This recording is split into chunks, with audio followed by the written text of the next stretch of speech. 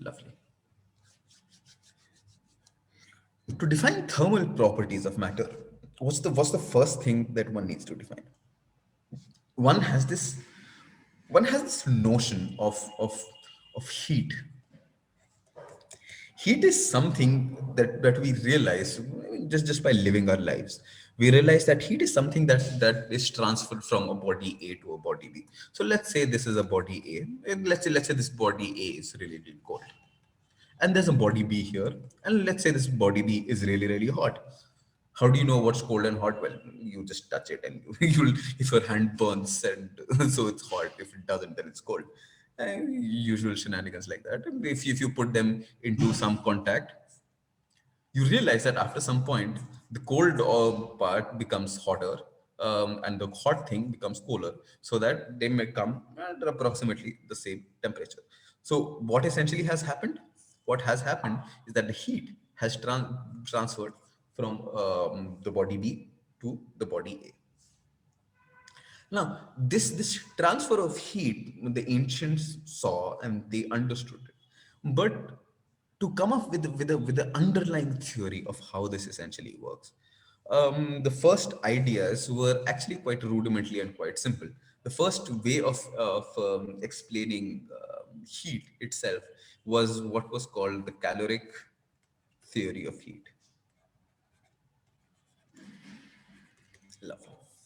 So, what does it mean to say when I say caloric?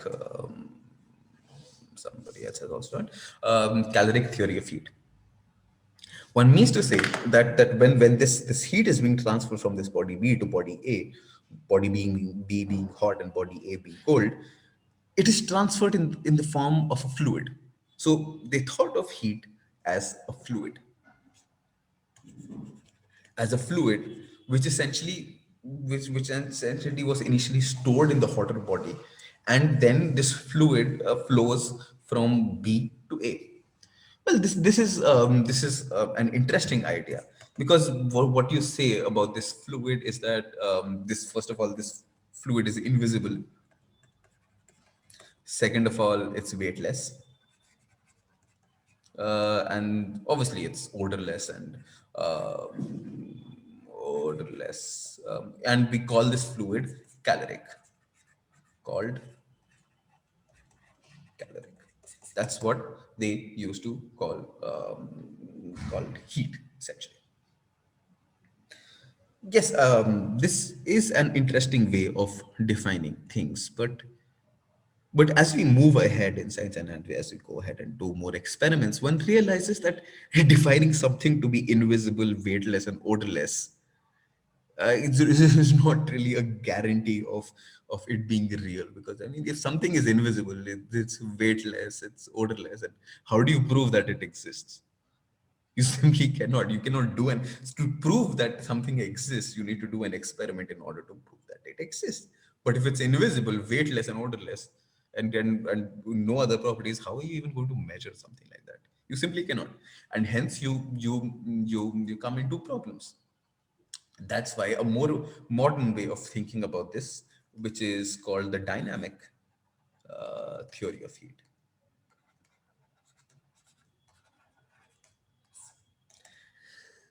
This theory essentially states that all substances are made of molecules. Okay? And these molecules are essentially the packets which store the energy. How do they store the energy? They store the energy in many ways. So essentially, dynamic theory of heat says that all matter is made of molecules, and all these molecules store energy, and molecules store energy. How do molecules store energy? I actually want to show you a nice tiny simulation if I can get. Okay. So essentially, think of a molecule. So a rudimentary example of a molecule is a monatomic. monatomic molecule. Let's say, let's think about a neon gas, right? Neon gas just has neon atoms, which are essentially just going around and hitting each other. So all where can the energy be stored? Well, the energy can be stored in the kinetic energy of these particles, right? So that's one way, one place of storing energy in the kinetic energy. What about a two atom molecule, which is, let's say, connected by a bond here? Well, such a molecule can obviously have kinetic energy in translation. It can move. So there is kinetic energy in translation. There is translation kinetic energy, but it can also rotate, right? It can rotate about this axis and it can rotate about this axis. So it can. So if, let's say, this is the molecule, it can rotate like this, or it can rotate like this. Rotating in the third way in this direction makes no sense, right? Because it's along this axis, and you assume it to be very, very thin. So you assume it to be point particles. So it doesn't make sense to essentially rotate because nothing is changing. For rotation to happen, something needs to change. For example, if it was here, when you rotated by 90 degrees, the state changed. If it was here, if you rotated along this axis 90 degrees, yes, the state changed. But if you rotate this about 90 degrees, the state doesn't change. So this makes no sense. So essentially, the energy here is stored in the kinetic energy of rotation as well. But what about, let's say, we know that these atoms are essentially connected by electromagnetic forces, which one can approximate as a spring, right? So it's like a spring that is holding these atoms together. So if there is a spring that is holding these atoms together, well, there is some potential energy that is stored in the spring. So that's another source of storing energy. That's the potential energy of the spring. But not only that, if it's vibrating, then the atoms themselves are moving, right? Their atoms themselves are vibrating. So that's a translation. So that's kinetic energy that is also stored in such a spring-like system. So if there is a vibrational mode of energy, so that has both potential energy and kinetic energy that is stored. So that's essentially the modern way of looking at it. This is how energy is stored. If energy is stored like this, so let's say that there's let's say a molecule. Let's say there's this molecule which has two atoms, and it's moving in this direction. It's rotating with some angular velocity. It's moving with some velocity in itself, and it goes ahead and hits this other molecule. Both of them collide. So what essentially happens?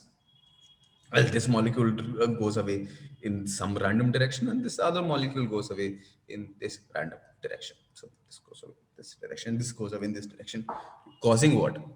Causing energy transfer, right? So initially, there was some energy that was with the first molecule. Let's say the first molecule had higher energy. So when it hits the other molecule, energy gets distributed. So the second molecule takes away some energy, and the first molecule also takes away the remaining energy. Energy, obviously, the total energy has to be conserved, no doubt about that. But this is how essentially transfer is happening. So, for example, when I'm talking to you, it's exactly like how sound travels, right? When I'm talking to you, my throat is vibrating. So the molecules near my throat, they start vibrating, and the molecules next to them start vibrating, and the molecules next to them start vibrating, until unless it reaches the speaker, and through the magic of the internet and through the magic of modern technology, you get to hear all of it.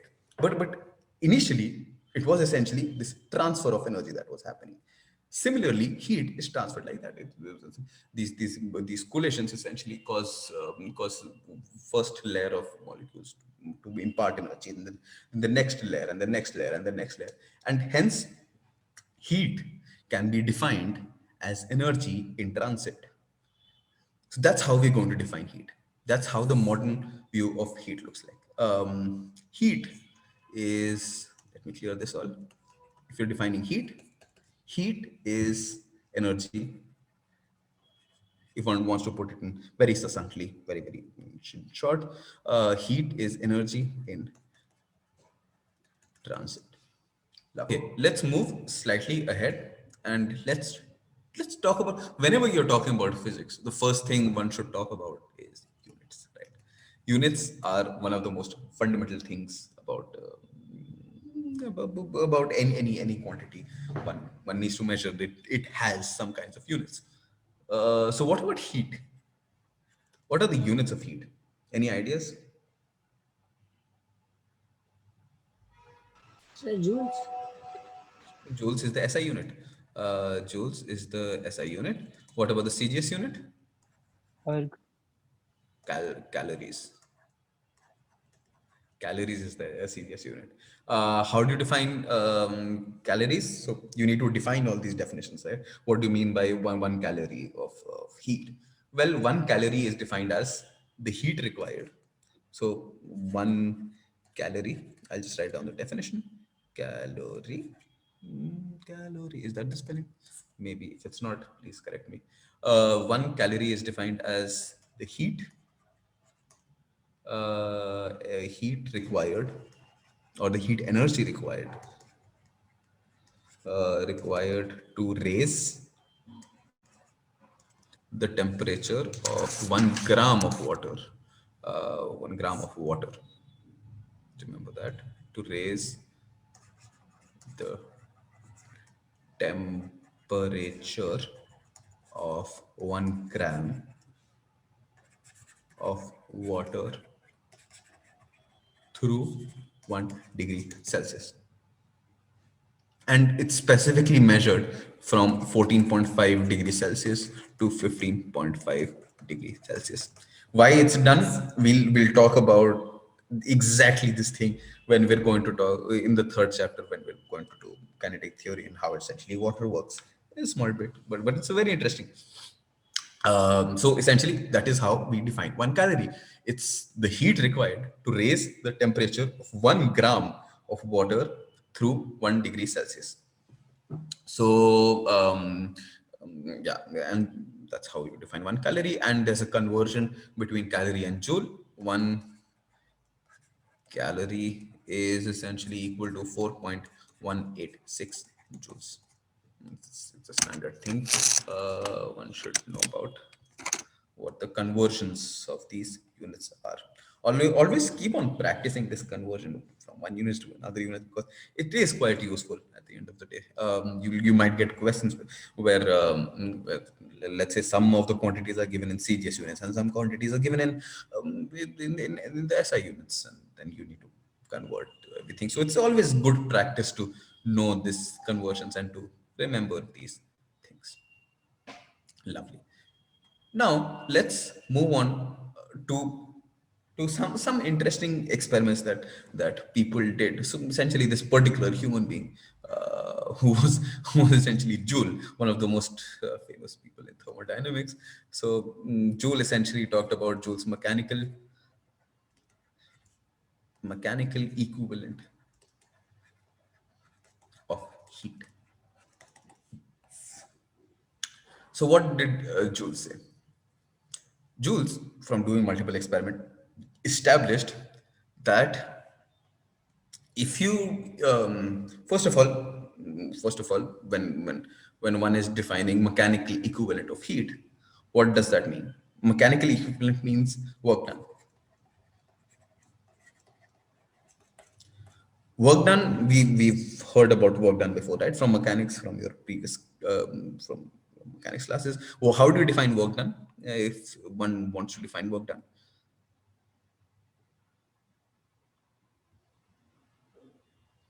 how do you define work done? force displacement, like F Force dot into ds. displacement, or F dot ds integral. Well, this is a vector, F dot ds, right? This is how you essentially define work done. It's force times the displacement, small displacement, you integrate it, so throughout the full displacement, whatever you want. If F is constant, it just goes out, this just remains as and if it's in the same direction, that's beautiful. You get F into delta S, whatever is the distance that you're traveling. That's essentially the work done. What Joule realized that to put in more heat, so we're going to call heat by this variable Q. If you want to increase the heat of a body, of a system, A. If you want to increase the Q, what you need to do is you need to increase the amount of work done that is being done. So what he realized, and if you want to decrease the amount of heat, you need to extract the heat. So you need to do work to essentially extract the heat. So what he realized is that Q is essentially directly proportional to work done. And as any good proportionality goes, let's write it in the other way. W is proportional to Q, and as any good proportionality goes, this implies W is equal to J. J is essentially the constant of proportionality multiplied by Q, and this J is essentially what is called Joule's mechanical equivalent of heat. Because see what J is doing. J is a way to convert heat into work. So it's the mechanical equivalent of heat. Make sense? Okay. And so just a formal definition of this thing. Well, J one can write as W by Q. So to essentially, if you want to define any odd thing, you just put the denominator to one. So essentially, if you put your Q to one, to then J is just W. That's how you go ahead and define J. So it might be defined as the work done in order to produce a unit quantity of heat. So J is essentially work done in order to produce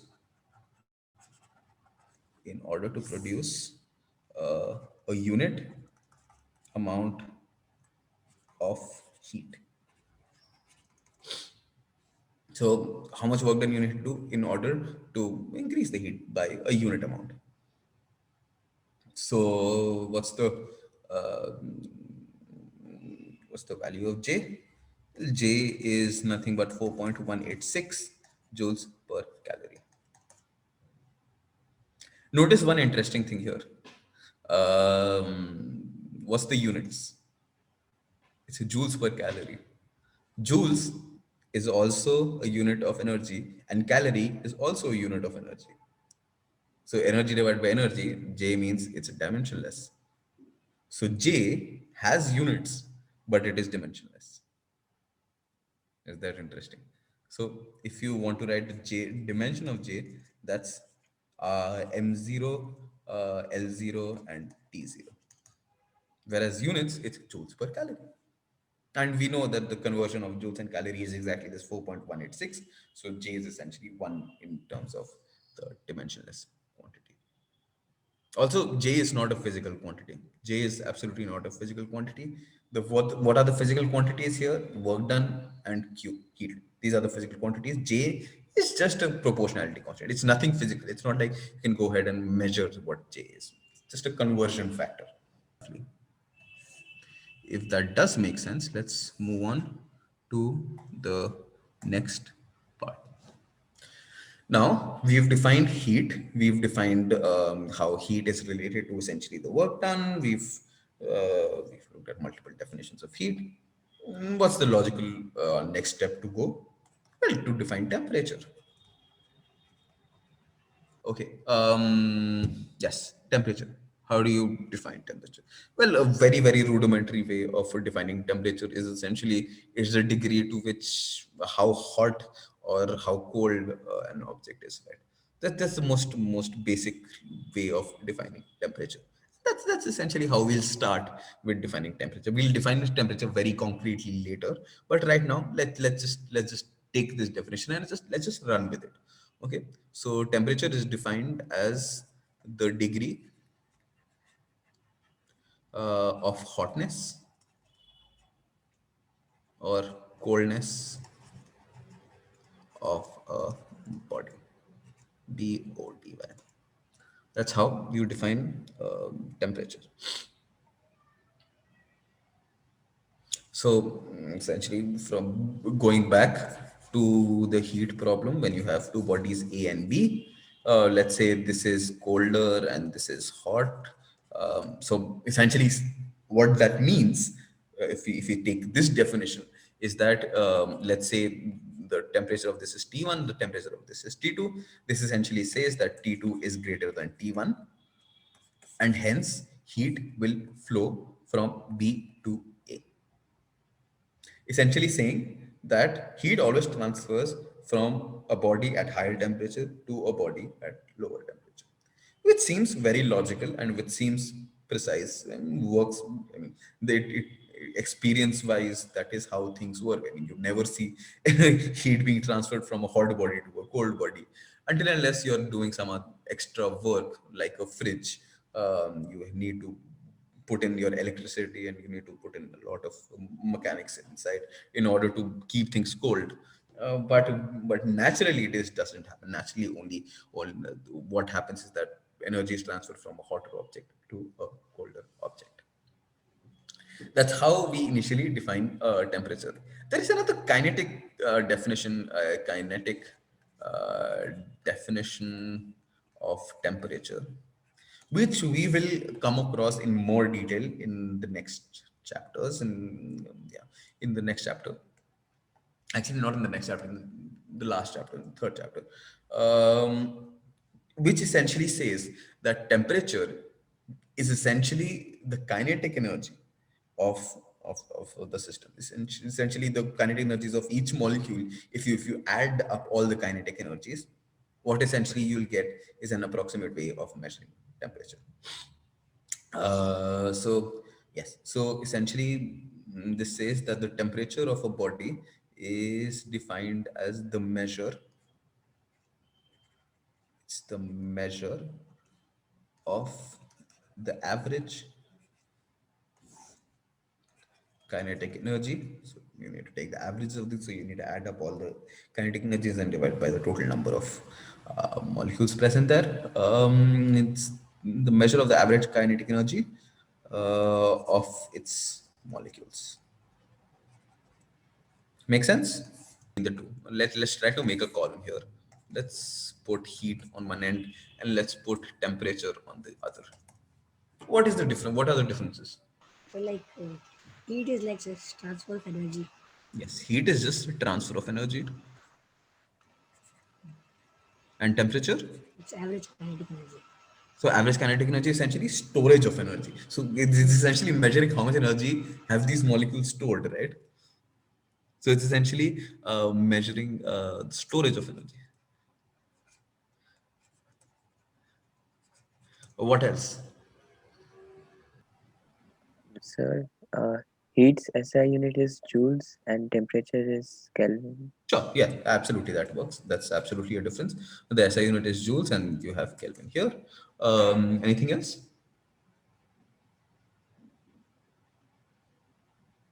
One very very tiny difference, but a very very important difference is essentially when you're talking about temperature, we already realize that temperature is we're talking about the average kinetic energy, right? But when you're talking about heat, we're essentially talking about the total kinetic energy because things are transfer. So it's we need to talk about the total kinetic energy and total potential energy, and hence the transfer of energy from A to B. So we're talking about the total thing. Whenever we're talking about temperature, we're just talking about the average. So that's a major difference. Here, heat, we're talking about total kinetic energy slash potential energy. Here, we're talking about average. But here we are only talking about kinetic energy. We're not at all talking about potential energies here. Anything else one can think of? No, I think that's enough.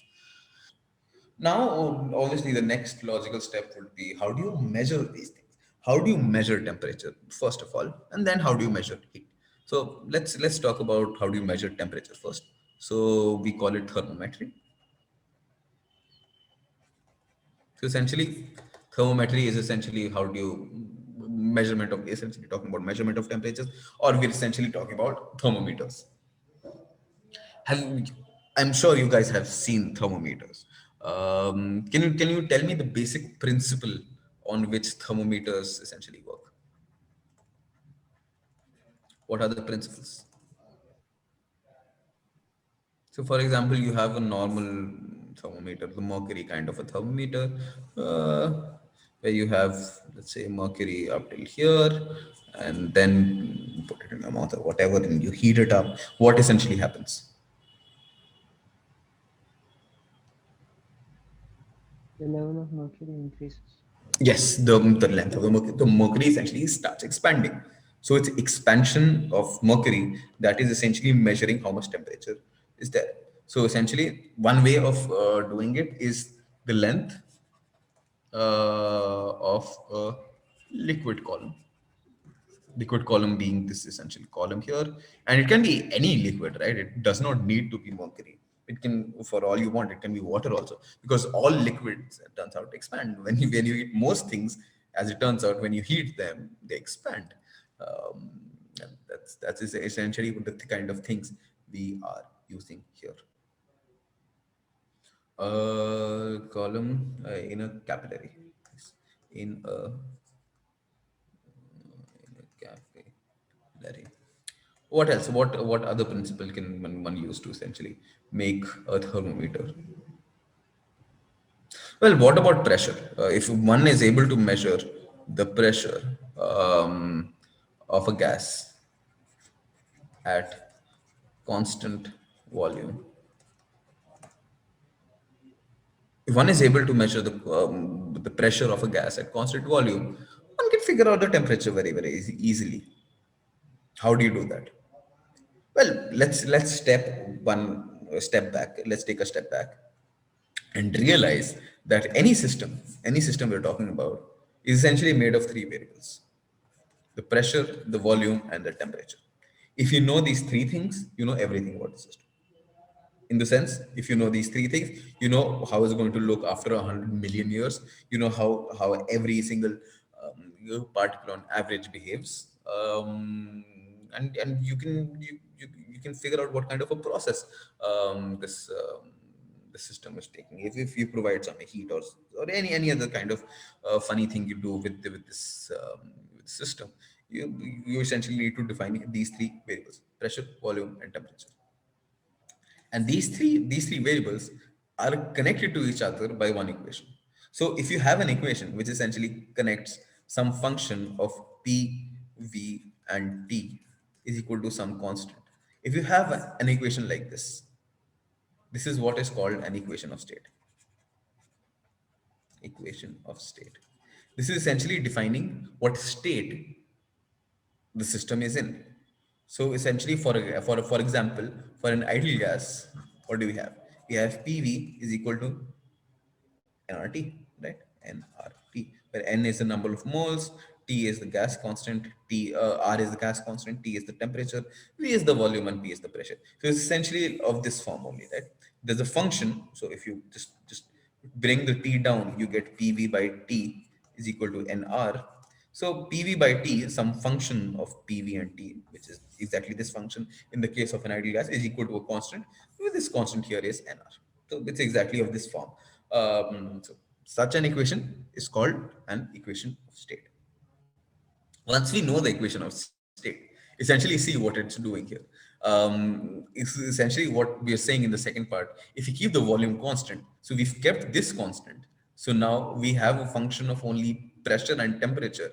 And if you measure the pressure, so you are essentially measuring the pressure, you obviously automatically know what the temperature is, because if you know v is constant, n is constant, r is constant, p, you know, from an experiment the only thing is remaining is t. So you can just plug it into the equation and you can calculate t. And that's essentially what you do in such thermometers. These are essentially called the constant volume gas thermometers. um, they do exist, and they play a very fundamental role in our understanding of thermodynamics. So these are essentially what are called regular thermometers or mercury thermometers or whatever. And pressure, this is essentially called a constant volume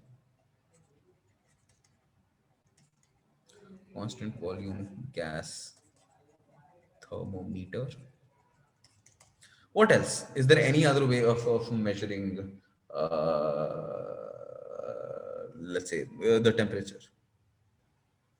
Well, what if you just turn this around? Essentially, in the previous case, you kept volume as constant and you measured the temperature. What if you just keep the pressure as constant and then you measure the volume? Well, if you do that, if you keep the pressure constant, you measure the volume, you know N, you know R, you know P, so you know T also. So that also works like a thermometer. Lovely. So essentially, if you measure the volume of a gas at constant pressure, make sense? Yes, Yes, sir. sir. This is called a constant pressure gas thermometer. Make sense? Yes, no, maybe. Yes, sir. Lovely. Makes sense, sir. What else? Can you think of something else that can help us to measure things? Well, what about electrical resistance? Electrical resistance in a wire.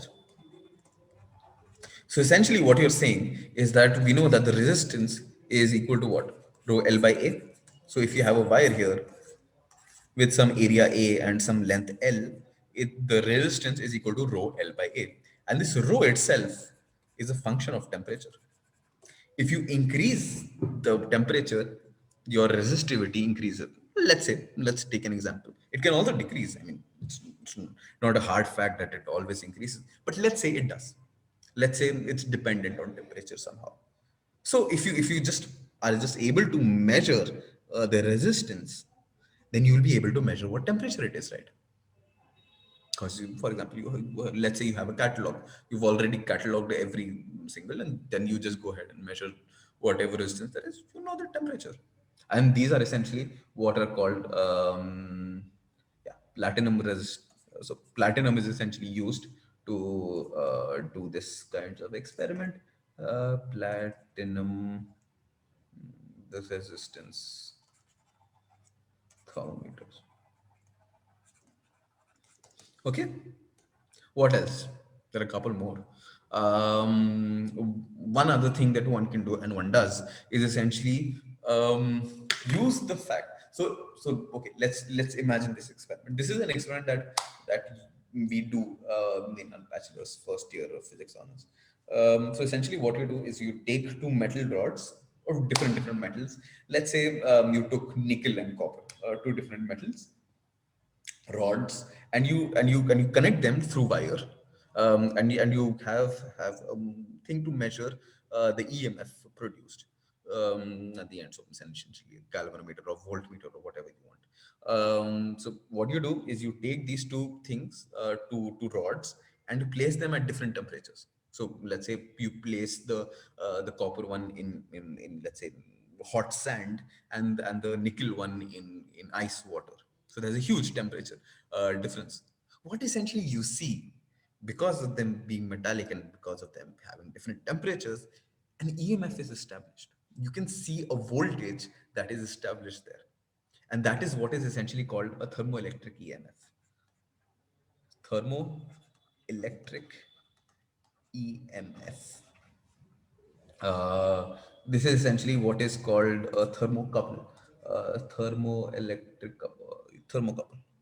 Thermocouple, because there are two metal wires. So we call it a thermocouple thermometer. Make sense? Sir, Huh, go ahead. so what is this like this EMF? What is this EMF? What is What is this EMF? EMF? Electromotive force. EMF essentially means, so you've seen circuits, right? You've seen a Yes, cell. sir. What does a cell do? It essentially provides a potential difference. So let's say this cell is providing a potential difference V. EMF is essentially potential difference. So if this is, so what essentially you are saying, that there isn't any cell here, right? There isn't. So you have two platinums and one, sorry, not platinum, one nickel and one copper, and you put them at different temperatures. There is no cell here, but there is a voltage that you see, And essentially that voltage you call EMF, electromotive force. Make sense? Yes, sir. So this is what is electromotive force. Lovely. There is another way of measuring temperature, which is essentially very basic thing. If you just measure the amount of radiation, let's say, that is coming out, we know that any body at any temperature radiates. So essentially, even us as being human beings, that is, we're hot. We're able to see each other because of light is falling on us, and it's being absorbed and re-reflected. That's absolutely fair. But have you ever tried to see humans under infrared? If you try to do that, if you see humans under infrared, they're glowing red hot. If you see humans under infrared, yeah, we're glowing hot. So essentially, we radiate energy in the infrared range. So we're not able to see it because our eyes are not capable of it. But there is some energy. But you can make instruments which essentially measure how much radiation is coming out. And from that radiation, you can go back and figure out what the temperature was. And such thermometers are called radiated power thermometers or pyrometers. Make sense? Let's move ahead and do a bit more of thermometry. So right now we studied what all different ways of measuring temperature can there be, and we listed down like six different ways of doing it. But if you think about it for a second, let's say, so what essentially you want to do here? You want to define a temperature scale at the end of the day, right? Temperature scale. In order to define any scale, let's say you have a scale here, which is measuring length. Okay. How many things about the scale you need to know in order to reproduce the scale? If I ask you that question, how many things do you need to know in order to reproduce a scale? Range. Sure. So a range essentially means you need to know what from here to here is, right? So let's call this range. Sure, that is one thing. But if I just give you the range, for example, I give you the range, can you make this scale exactly? Or do you need something else? The least count. The least count. Yeah, very good. Second thing would be least count. What else? If I give you the range and the least count, can you make the scale? Yes, no, maybe. So Yes, sir. divisions. Division is essentially least count, right? If you think about it, least count is telling you how much this is. So that is essentially division, the least count or division. What else? Well, one very important thing I need to tell you is where to start, right? If you don't know where to start, how are you going to make a scale? So you need the starting point. Honestly, you don't really need the scale range. Don't really need the range. All you need to know is the starting point and the least count or the divisions. So let's just call it divisions. So essentially, if I give you a starting one, I'm saying I'm starting from here, and I'm saying the division is, let's say this is 1 millimeter. It's obviously not, but let's say. So I can just go ahead and put these as many as I want on a scale, and hence I have a scale. So I need two parameters: the starting point and the division to define any scale. Now, coming back to the temperature scale, there are again, with same principle, we need two things to define. Now, one is the starting point, and the other is the range. And there are many scales one can come up with. Because I mean, you can actually come up with any scales, right? You can come up with an inch scale. An inch scale has the same starting point as the centimeter scale, but different divisions. If you let's say think about temperature, then the Kelvin scale and the Celsius scale have the same least count or the divisions, but the starting points are absolutely different, right? So these are the two things that one needs to know, and these are the two things that one essentially takes to define what the different scales of temperature are. So let's go down the list of scales. The first one is the one we very commonly use. It's called the Celsius scale.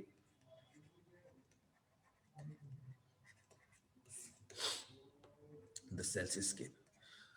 Again, to define any scale, you need 2 points. You need two entry data. You need two information points. I said in the previous slide कि if you know the starting point and if you know the division, you know the scale. Absolutely true. But if you know the range and you know the divisions, then also you're done. You don't need to know the starting point. You need to know any of the two information, or if you need to know any two of the total information. So how do you define a Celsius scale? Well, you define a Celsius scale by fixing the lower point. Let's call it T lower. L for lower. Let's call it TL. And we fix in the Celsius scale TL to be 0 degrees Celsius. Essentially, the freezing point of water. Point of water, and the upper point we fixed. We're fixing the upper point as T, let's call it TU for T upper at 100 degrees Celsius, which is essentially the boiling point of water, right?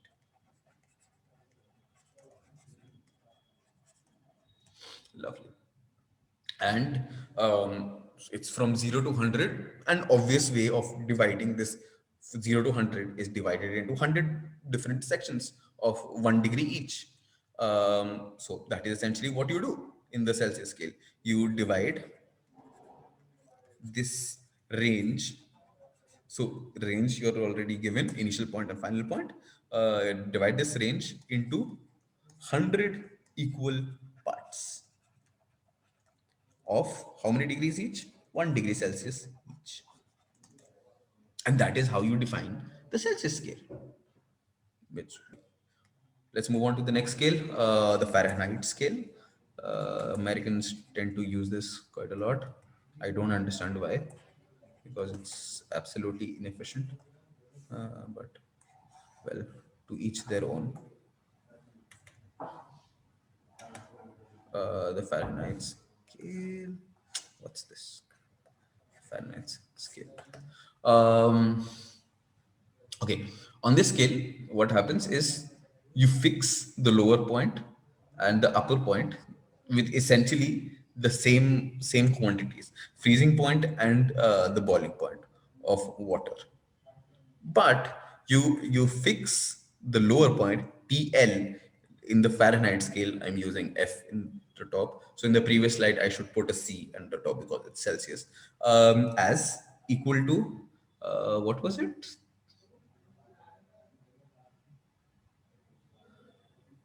32 degrees Fahrenheit. 32 degrees Fahrenheit, and the upper limit in the Fahrenheit scale, so again, the boiling point of water is 212 degrees Fahrenheit. It's really random with 32 and 212, but it makes sense. And how many total divisions are there from 32 to 38, 212?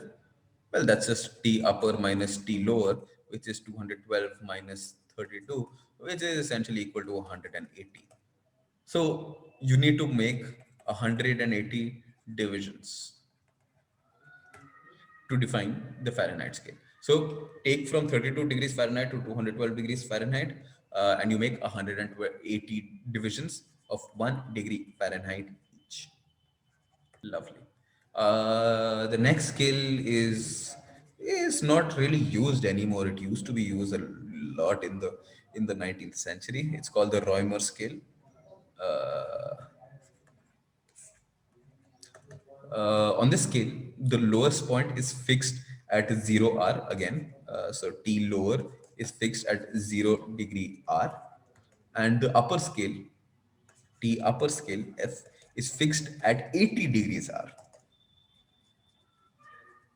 I mean, it's your choice, right? The interval between them is essentially size range is 80, so you need to divide 80 times because you need to keep 1 degree Roemer each. So it's 80 different divisions of 1 degree. This is an F here of Roemer each. Okay, and finally the Kelvin scale, the best scale in the world because haha, that's why. Okay, so what does it take its lower limit to be? T lower. For the Kelvin scale, it's 0 Kelvin. Remember, whenever you're talking about Kelvin, there is no degree. Never use the word degree. I will cut once. Zero, it's 0 Kelvin. It's not 0 degree Kelvin. So lower limit is 0 Kelvin, which is essentially equal to minus 273 degree Celsius, point 0.1 something also, 0.15 something also. Who cares? And the upper limit, is there an upper limit for this scale? Is there an upper limit for the Kelvin scale? There is no upper limit for the Kelvin scale, and that's the beautiful part. Kelvin scale, no upper limit. So why there is no upper limit? Because the temperature, if you think about it, can go up to whatever it wants. This is an absolute scale. It's going from minimum temperature possible to the maximum temperature possible. So the temperature maximum can be infinity, right? So there Yes, isn't any upper scale. And you use the divisions, the same division as the Celsius scale division. So essentially, from 0 to 1 Kelvin is the same difference as from minus 273 degrees Celsius to minus 272 degrees Celsius. So every division is essentially the same as in the case of Celsius. Make sense? So it's essentially just yes, sir. translation. The Celsius scale starts from zero. The Kelvin scale zero is at minus 273. Rest is exactly the same. You were starting from here. I just took this and Chichofied it towards the end and increased the range in that weird way. Lovely. Now, once we've defined all these scales, let's think about how do you convert between these scales. Well, let's make a nice diagram here. Let's say that you have not going to be a nice diagram, but you understand my sentiments. Let's say you have a thermometer here. This does not look like a thermometer. Thermometer here, and let's say the point here is essentially the freezing point of water, H2O, and the upper point here is essentially the boiling point of water, point of H2O. Okay, so there are different scales here. The four. So first is the Celsius scale, second is the Fahrenheit scale, Fahrenheit, blah blah blah, whatever. Reumer scale, and the last one is the Kelvin scale. So 0 degree, so freezing point in the Celsius scale is 0 degree Celsius. In the Fahrenheit scale, it's 32 degree Fahrenheit. In the Reumer scale, it's 0 degree Celsius again, and in the Kelvin scale, it's 273 Kelvin. And what about the upper thing? Well, this is 100 degrees Celsius. This is 212 degree Fahrenheit. This is essentially 80 degrees Celsius. And this is 373 Kelvin. Okay. And if you want to measure this, so this is some TC for temperature in Celsius. This is term TF, temperature in Fahrenheit. This is term TR, temperature in Reumer, and this is term TK, temperature in Kelvin. Okay. So if you want to convert from one scale to the other scale, we're talking about conversion here. Essentially, what you need to make sure is that Um,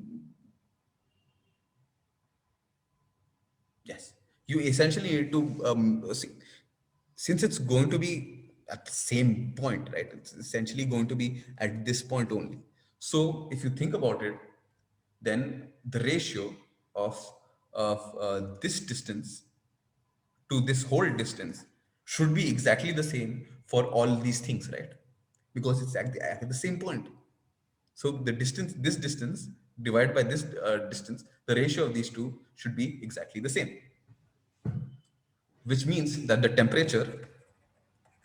temperature on one scale, so let's say Tf here, minus the lower point, so T lower divided by the full range, so that's essentially T upper minus T lower should be equal. So this, let's say in the Celsius case, all of these are Celsius, should be equal to temperature in Fahrenheit scale minus the lower temperature in Fahrenheit divided by the upper temperature in Fahrenheit minus the lower temperature in Fahrenheit.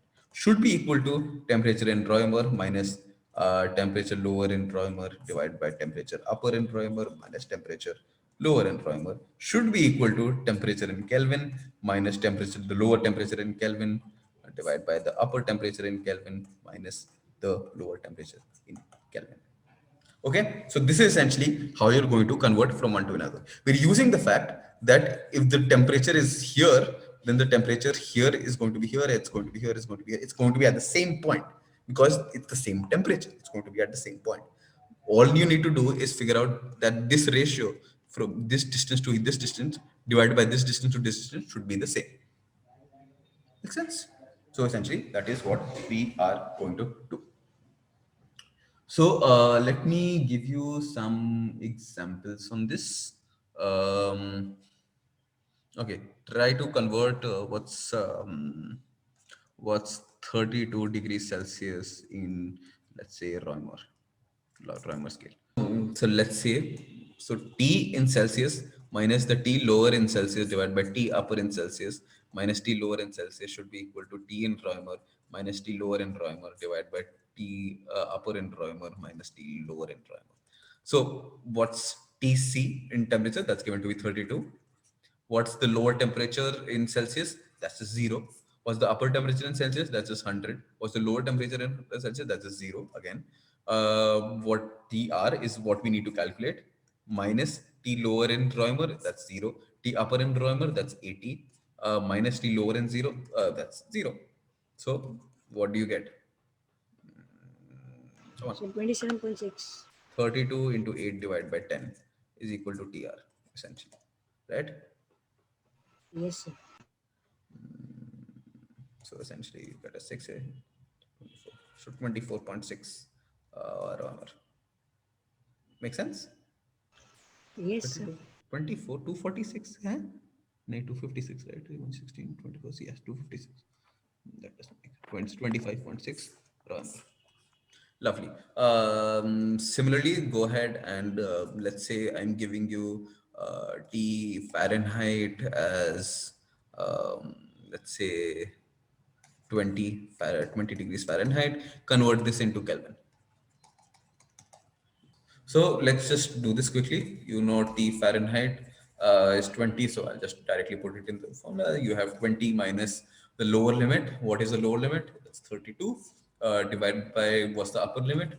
212 minus the lower limit, 32, which is equal to T in Kelvin minus the lower limit, which is 273, divided by 373 minus 273, which is just 100. So you get 20 minus 32, that's minus 12, divided by 180 is equal to Tk minus 273 divided by 100, one of the zeros. You can say tata by 2, 6 1 is 6, 12, 6 3s are, so minus 20 by 3 plus 273 is equal to Tk. So this is essentially equal to what is 20 divided by 3?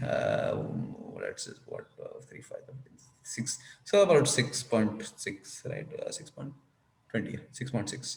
So 273 minus 6.67. Let's say just 6.7. That's what? 266.3. Makes sense. Okay. Okay, so that's essentially what it is in terms of Kelvin. Lovely. One last question on this. Can you figure out a temperature which is essentially the same? What is the temperature which is essentially the same in Kelvin, in degrees Celsius and in degrees Fahrenheit? What is the temperature that has the same value in both scales, degrees Celsius and degrees Fahrenheit? Go ahead. Essentially saying that whatever temperature it is, let's call it T minus in the Celsius Sir, what scale. was the number, like which one we should find? Huh? For what we should find the temperature at Celsius? The temperature in Celsius and the temperature in Fahrenheit is the same. So Tc is equal to Tf is equal to T, let's say. Okay. Then we put it in back in these two equations. You get 2 by 100 is equal to T minus 32 divided by 180. Cancel out the zeros. T is equal to 10T minus 320 divided by 8. So 18 is 18. I just write it here. And what do I get? You get 8T is equal to minus 320. This implies the temperature is 40, 4, sir, 4, minus 40, minus 40. So minus 40 degrees Celsius should be equal to minus 40 degrees Fahrenheit. So in both scales, in the Celsius scale and in the Fahrenheit scale, minus 40, it has this is the same point in the temperature scale. Make sense?